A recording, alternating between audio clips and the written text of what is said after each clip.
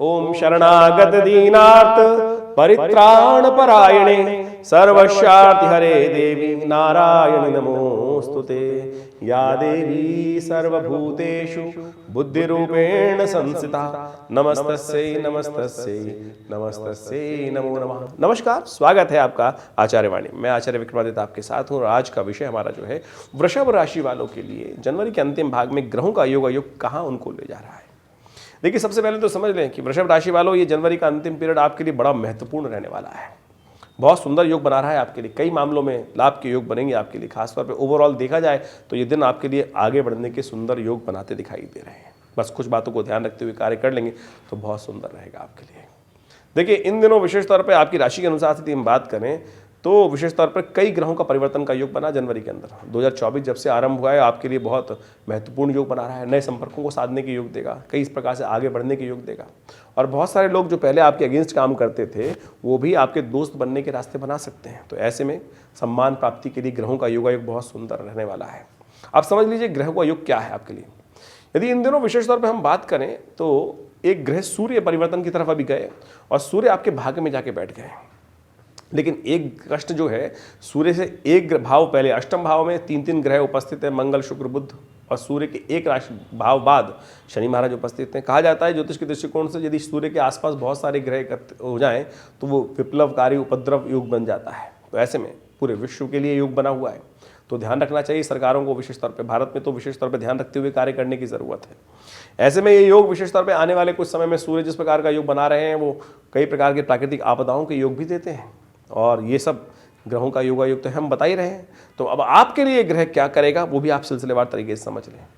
21 जनवरी को एकादशी का अवसर है, रविवार का अवसर है। वृषभ में चल रहे हैं आपके लिए, आपके राशि में ही चल रहे हैं चंद्रमा, और ये आपके लिए बहुत सुंदर है। लाभ के योग प्रशस्त कर रहे हैं, आगे बढ़ने का सुंदर मार्ग बना रहे हैं।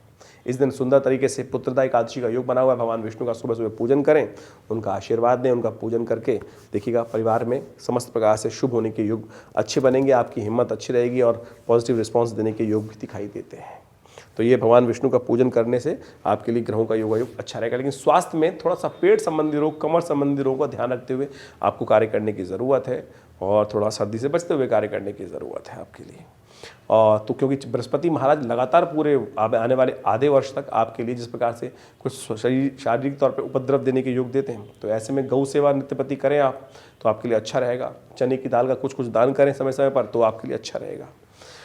22 तारीख को ग्रहों का योग तो बहुत ही सुंदर बना हुआ है आपकी राशि के अनुसार से, और बड़ा महत्वपूर्ण परिवर्तन का योग बनेगा आपके लिए। और क्योंकि चंद्रमा परिवर्तन की तरफ जाएंगे, मिथुन में चले जाएंगे, सर्वार्थ सिद्ध योग वैसे ही विद्यमान है, और पूरे विश्व में भी सुंदर तरीके से ग्रहों का योग रहेगा। भगवान मंदिर में विराजमान होने जा रहे हैं, आपको पता ही है। सुंदर तरीके से ग्रह योग आपके बड़े अनुकूल हैं, और शाम के समय आपके लिए सुंदर आगमन के रास्ते बनेंगे, धन के लाभ के योग बनेंगे। बृहस्पति शनि चंद्रमा परिवर्तन जब जाएंगे शाम को करीब 4:24 के बाद, तो शाम अच्छी और लाभ के योग बनाएगी आपके लिए।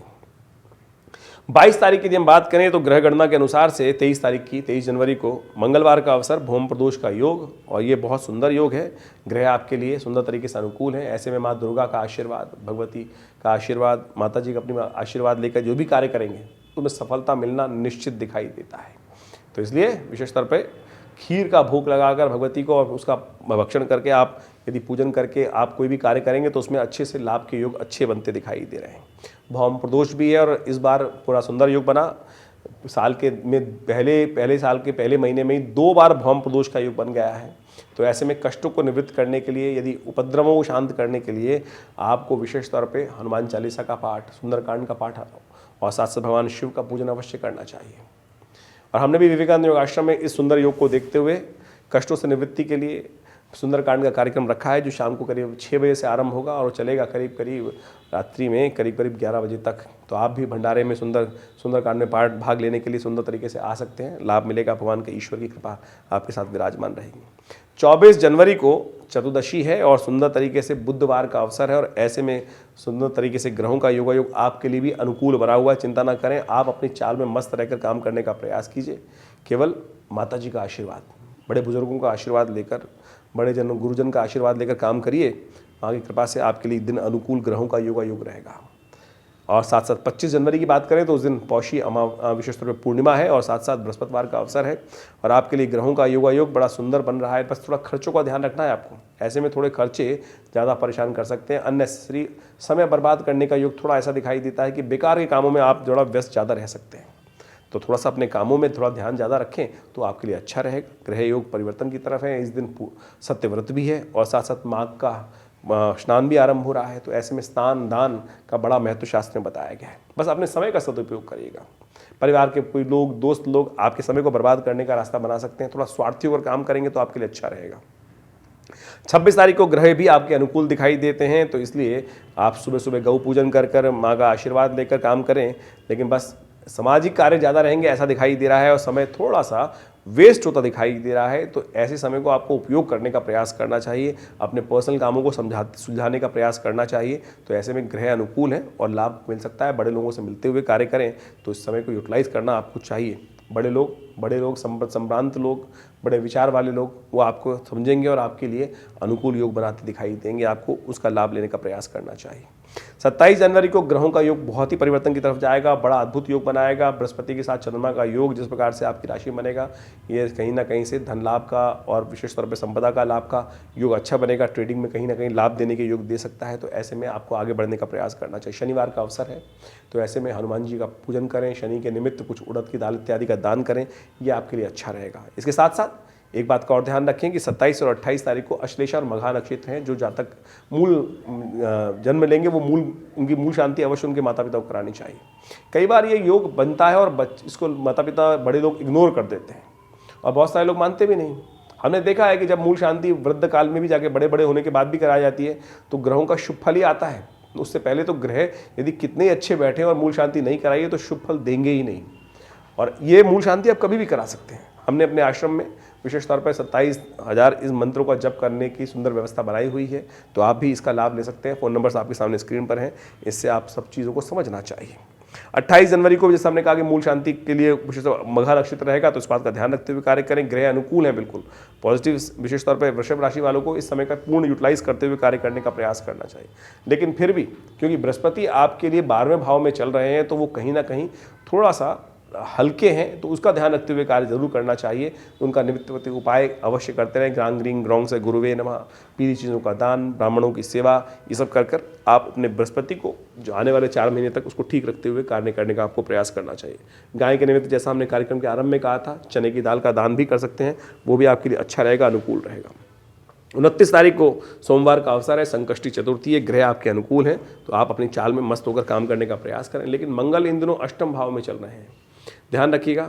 थोड़ा सा आपको अपनी बातों के साथ साथ दूसरों की बातों को भी तवज्जो देने का प्रयास करना है। केवल अपनी अपनी नहीं हाँकनी है, अपनी नहीं, केवल दोनों के साथ, दुनिया के साथ बैलेंस करके चलने का प्रयास करें।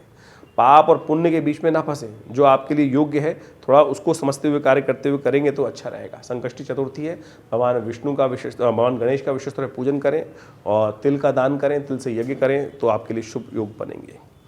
30 तारीख को और 31 तारीख को ग्रह गणना आपके लिए पॉजिटिव रहेगी, अच्छी रहेगी, आगे बढ़ने की योग बनाएगी। सर्वार्थ सिद्धि योग भी विद्यमान है और साथ साथ ग्रह योग आपके अनुकूल बने हुए हैं। इसके अलावा हम समय समय पर बहुत सारे काल गणना को देखते हुए, मुहूर्तों को देखते हुए बहुत सारे आश्रम पे समय पर यज्ञ इत्यादि, बहुत सारे कथाओं का कार्यक्रम, बहुत सारी चीज़ों का कार्यक्रम करते रहते हैं। हमारा आश्रम करीब 50 साल 60 सालों से भारतीय संस्कृति का शोध कार्य किया जाता है। आचार्य श्री कृष्णदेव जी की महाराज के सानिध्य में ये सुंदर आश्रम की व्यवस्था की गई। आप सब भी इस आश्रम के साथ जुड़ सकते हैं और बहुत सारी सुविधाएं ले सकते हैं। हमारे यहाँ नित्य 8 घंटे यज्ञ होता है।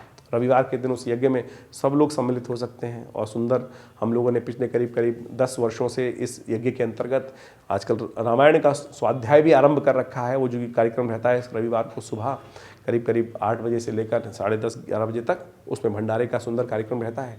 आप सब लोग सादर आमंत्रित हैं उस यज्ञ में आमंत्रित होकर माँ भगवती दुर्गा के नित्य जो यज्ञ होता है उसमें आहुतियाँ अर्पित करने के लिए।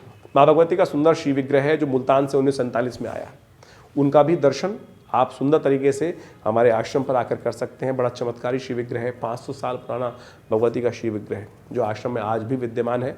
आप उनका दर्शन करके लाभ ले सकते हैं। इस संस्थान पर एक बहुत बड़ा हम लोगों ने हॉस्पिटल बनाया है जो योग, प्राकृतिक चिकित्सा, आयुर्वेद के संबंध में कार्य करता है और भारत सरकार के पैनल पर है, और बहुत सारे लोग आकर नित्य प्रति अपने स्वास्थ्य की बहुत सारी समस्याओं को ठीक करने के लिए समय समय पर उस पर लाभ लेते रहते हैं। तो आप भी आएँ, विवेकानंद योग आश्रम में बहुत सारी गतिविधियाँ समय समय पर चलती हैं, उन सबका लाभ लेकर कल्याण के योग बन सकते हैं। धन्यवाद, नमस्कार।